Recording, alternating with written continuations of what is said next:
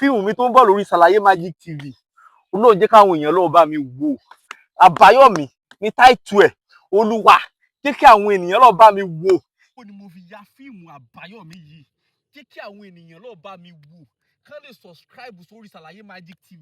Jẹ́ kí àwọn ènìyàn jẹ́ kán lọ́ọ́ bá mi wò. Ọmọ ènìyàn kí ló dé tí wọ́n ń ké lóhùn rárá.